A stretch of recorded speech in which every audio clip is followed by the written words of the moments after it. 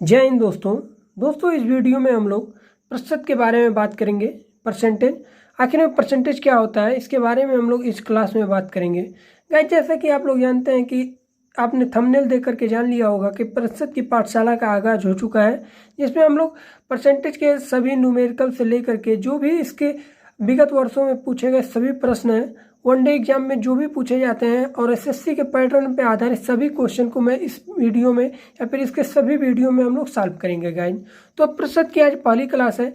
इसमें हम लोग प्रतिशत के डिफिनीशन के बारे में, प्रतिशत के सभी प्रतिशत के बारे में देखेंगे कि उसके फ्रैक्शन की वैल्यू क्या होती है, उन सभी चीज़ों के बारे में जानते हैं गाइस। सबसे पहले गाइस दिमाग में एक क्वेश्चन होता है कि प्रतिशत क्या होता है, यानी कि परसेंटेज क्या होती है।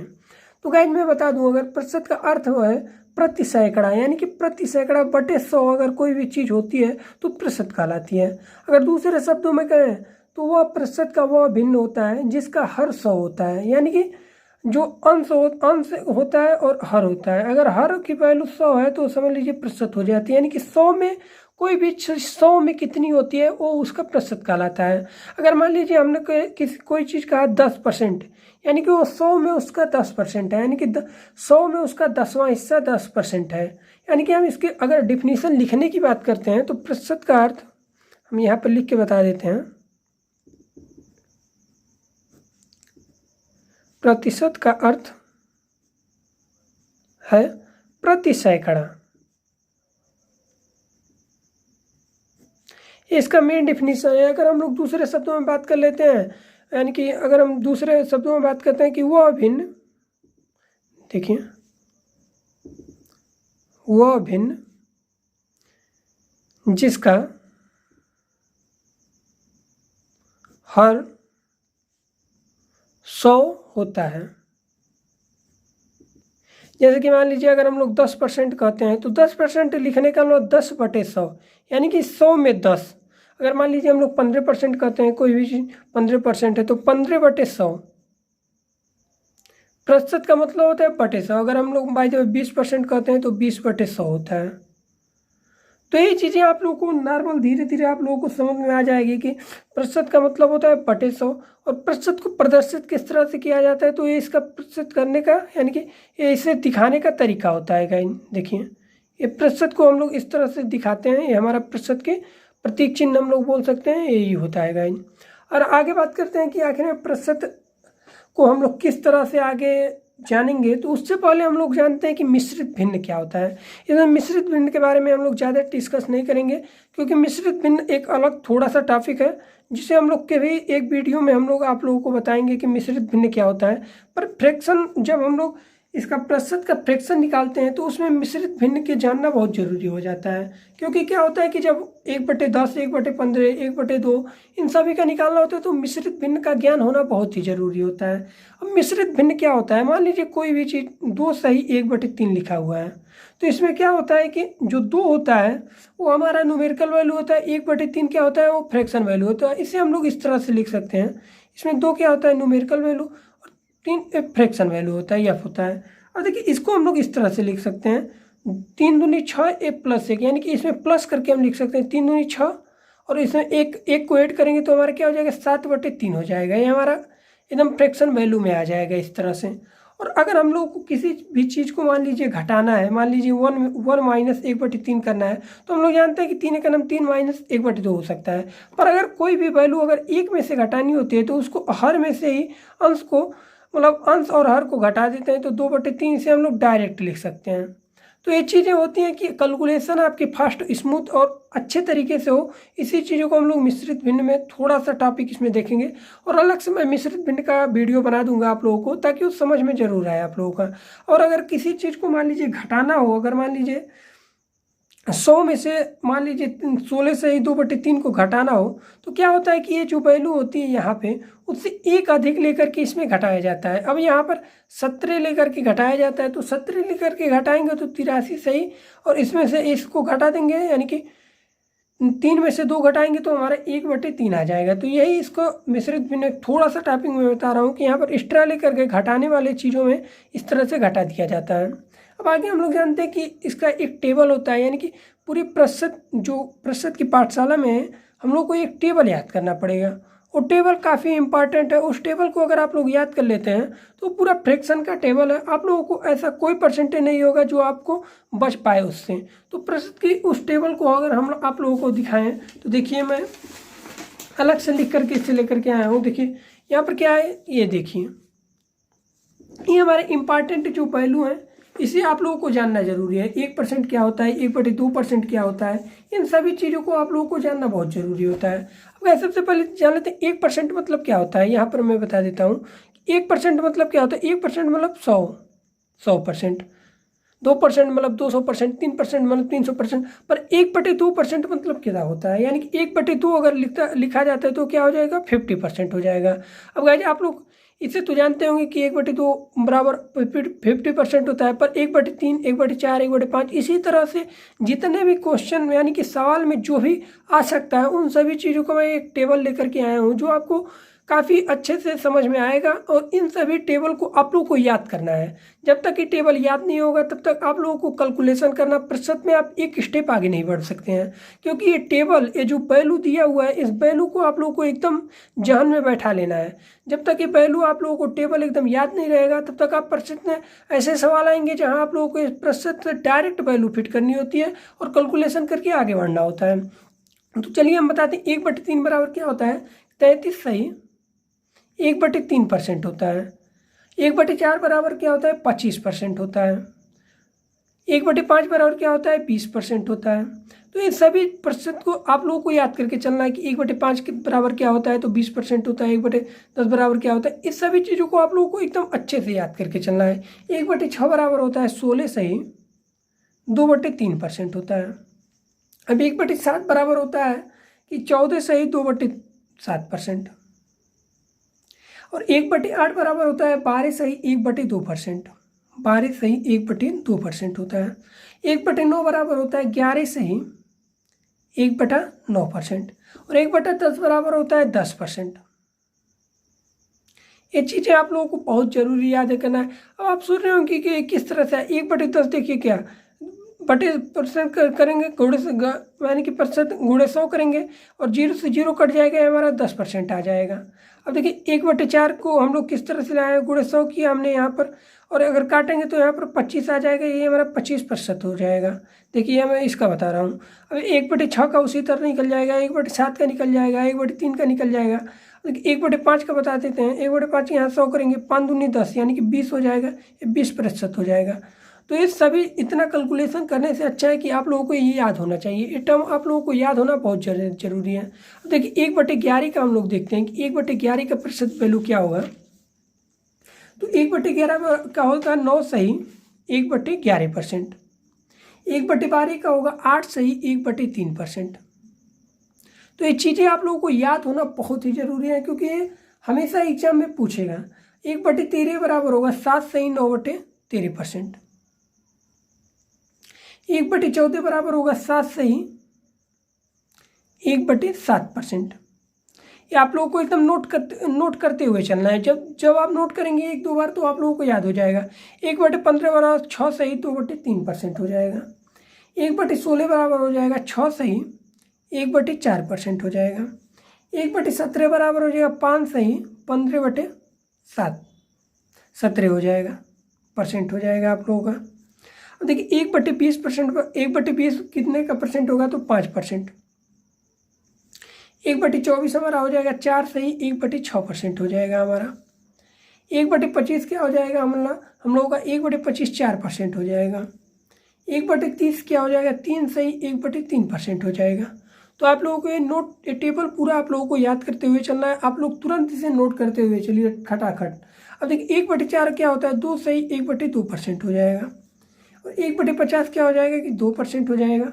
और 1/24 क्या हो जाएगा आप लोगों को ये देखना है कि 4 सही 1/6% हो जाएगा, क्योंकि 1/24 यहाँ पर भी होगा। 1/25 हम लोग देखते हैं 1/25 का 4% हो जाएगा। और 1/40 क्या हो जाएगा 2 सही 1/2% हो जाएगा। और अब देखिए 3/8 क्या होगा। अब देखिए 1/8 का हमने वैल्यू यहाँ पर निकाला है। देखिए 12 सही 1/2। अब यहाँ पर तिगुना है, यानी कि 1/8 क्या है 1/8 में हम लोग निकाले हैं 12 सही, देखिए यहाँ पर दिख रहा होगा आपको 1/2% होता है।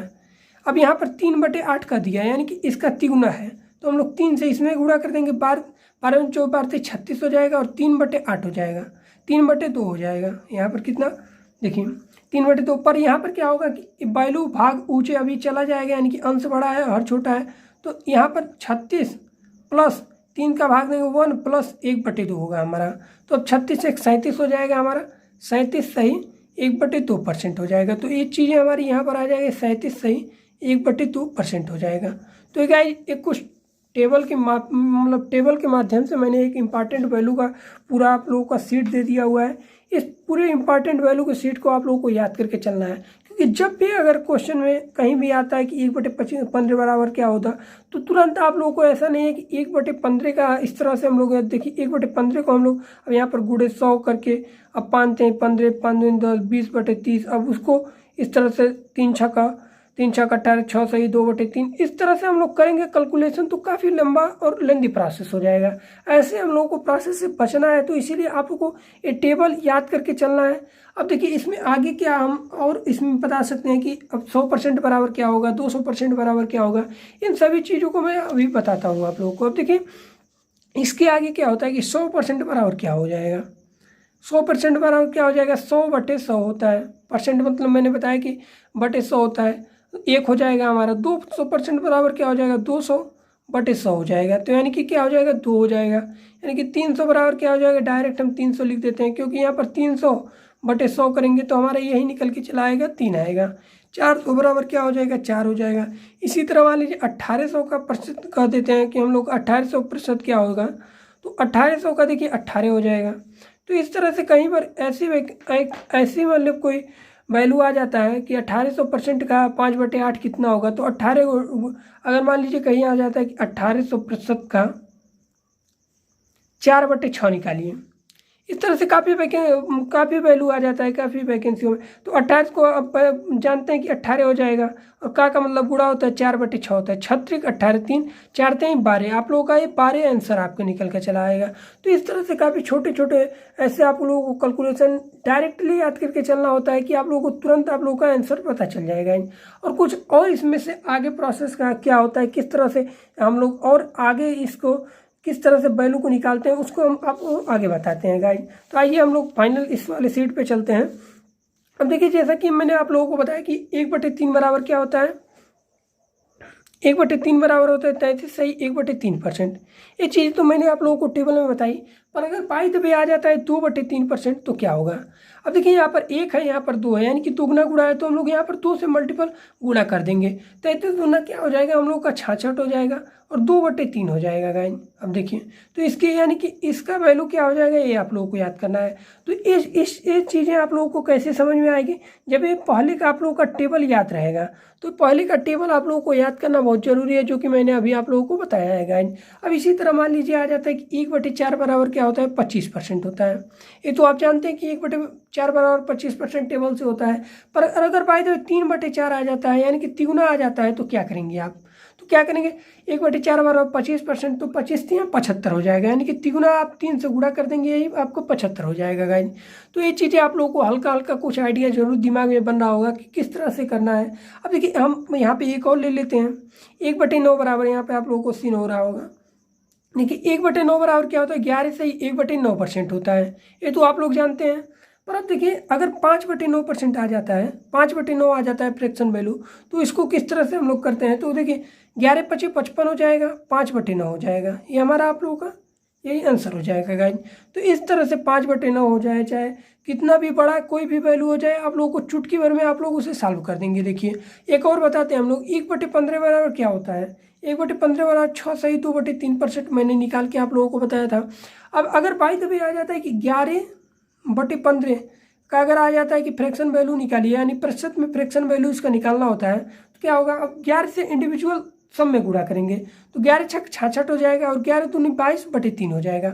अब देखिए यहाँ पर अंश बड़ा है हर छोटा है, तो क्या करेंगे हम लोग फिर से भाग देंगे, क्योंकि ऐसी वैल्यू अगर लिख देंगे तो हम लोग का गलती हो जाएगा। 66 प्लस अब क्या होगा, 22 को अगर हम लोग बहुत ही आसानी तरीके से बताते हैं तो 3 × 7 = 21 हो जाएगा, यहाँ पर 1 बचेगा। तो हम लोग किस तरह से लिखते हैं, 7 से ही 1/3 लिखते हैं, इस तरह से हम लोग लिखते हैं। तो यहाँ पर 7 से ही 1/3 लिखेंगे। अब देखिए हम लोग जानते हैं कि इन दोनों को हम लोग ऐड कर देंगे, जो 66 और 7 क्या हो जाएगा, 73 हो जाएगा। 73 से ही 1/3% हो जाएगा।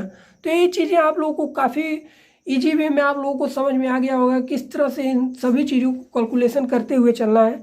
तो गाइस, और इसमें आगे हम लोग बात कर लेते हैं कि अगर बाय द वे और बेसिक हार्ड कैलकुलेशन आ जाता है तो किस तरह से हम लोग करेंगे। अब देखिए क्या होता है कि 4% बराबर आप लोग जानते हैं, यहाँ पर मैं आप लोगों को बगल में दिखाता हूँ कि 4% बराबर आप लोग जानते हैं कि क्या होता है, 4% बराबर 1/25 होता है। अब देखिए अगर बाय द वे 12% पूछ देता है तब क्या करेंगे, तो क्या कितने गुना है, 3 गुना है, 4 3 12, 3 गुना है, 3/25 हम लोग लिख देंगे। अगर बाय द वे 32% पूछ देता है तो क्या करेंगे, हम लोग देखेंगे कि 4 का इंडिविजुअल गुणा हो रहा है कि 5 का गुणा हो रहा है। तो 4 का गुणा होता है, क्या होता है, 8 चौक 32 होता है, तो 8/25 हम लोग लिख देंगे। तो इस तरह से हम लोग इसको फ्रैक्शन वैल्यू में भी ला सकते हैं, फ्रैक्शन से परसेंटेज वैल्यू में भी ला सकते हैं।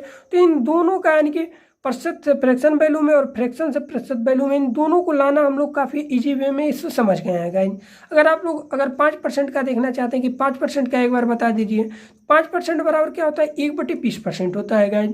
अब देखिए अगर 35% का पूछेगा कि इसकी फ्रैक्शन वैल्यू निकाल के बताइए गाइस, तो क्या हम लोग जानते हैं कि ये 5 का लगभग कोई गुणा हो रहा है, क्योंकि लास्ट में 5 है। तो 7 × 35 यानी कि 7/ हम लोग 20 लिख देंगे इसे, तो ये फ्रैक्शन वैल्यू में कन्वर्ट हो जाएगा। अगर 65% लिख देता है, इसकी इंडिविजुअल पूछ रहा है कि इसका अरे भिन्न यानी कि प्रतिशत वैल्यू बताइए, आप लोग प्रतिशत है इसे भिन्न वैल्यू में बताइए, क्या हो जाएगा, हम लोग देखेंगे कि लास्ट में 5 है या फिर 0 रहता है तो 5 इंडिविजुअल 5 का ही फ्रैक्शन हो यानी कि गुणा होता है वो। तो अब देखते हैं कि 5 का गुणा हो रहा है यानी कि गुणज है, तो अब कितने का गुणज है, 13 × 5 = 65 हो जाएगा। 13/20 हमारा इसका फ्रैक्शन वैल्यू निकल के चला आएगा। तो ये कुछ आप लोगों के फ्रैक्शन वैल्यू से प्रतिशत में बदलना था, प्रतिशत फ्रैक्शन वैल्यू में बदलना था। तो ये चीज़ें आप लोगों को समझ में आ गई होगी। और गाइस इसका छोटा सा वीडियो कल हम आप लोगों को लेकर के आएंगे। कोई किसी बड़े से बड़ा कोई मान लीजिए नंबर है, उसको प्रतिशत में किस तरह से तोड़ा जाता है। अगर बाय द वे मान लीजिए कोई वैल्यू इस तरह से दे देता है, मैं यहाँ पे आप लोगों को बताता हूँ कि 505 सही 5/19%, इसको फ्रैक्शन वैल्यू में कन्वर्ट कीजिए। तो इस वीडियो को हम लोग कल बताएंगे आप लोगों को। अगर मान लीजिए ऐसा कुछ दे देता है 714 सही 2/7%, इसको किस तरह से हम लोग को फ्रैक्शन वैल्यू में तोड़ना है, तो इसका वीडियो मैं कल छोटा सा एक वीडियो लेकर आऊँगा, क्योंकि काफ़ी वीडियो लंबा हो जाएगा तो आप लोगों को बोरिंग लगेगा, क्योंकि ये छोटी छोटी टॉपिक है, इसे धीरे धीरे बताना आप लोगों को काफ़ी अच्छा लगेगा। तो गाइस मैंने आज सिर्फ इसी बात पे चर्चा किया है कि प्रतिशत क्या होता है, यानी कि प्रतिशत की परिभाषा मैंने बात की कि प्रति सैकड़ा, यानी कि कोई भी जिसका हर 100 होता है वो प्रतिशत कहलाता है। जैसे कि 10%, 20%, हम लोग 1% की वैल्यू कर बात कर सकते हैं। 1% क्या होता है, 1/100 हो जाएगा हम लोग का। इस तरह से 2%, इस तरह कोई भी वैल्यू इनडायरेक्ट हम लोग निकाल सकते हैं प्रतिशत के थ्रू। अब देखिए यहाँ पर मिश्रित भिन्न के बारे में बताया कि किस तरह से वैल्यू को ऐड करना होता है, किस तरह से वैल्यू को घटाना होता है, और किस तरह से बड़े वैल्यू को हम लोग इस तरह से 1 प्लस करके घटाते हैं। तो डायरेक्ट इन सब चीज़ों के बारे में बात किया। फिर मैंने आप लोगों को इस इम्पॉर्टेंट वैल्यू के बारे में बताया कि कोई भी अगर भिन्न दिया हुआ है यानी कि फ्रैक्शन वैल्यू दिया हुआ है, उसको परसेंटेज में किस तरह से निकालना है, इस सब चीज़ों के बारे में बताया कि 1/2% का क्या होगा, 1/3% का क्या होगा, 1/4% का होगा, 1/3% का क्या होगा। इस तरह से मैंने पूरा इसमें प्रोसेस बताया।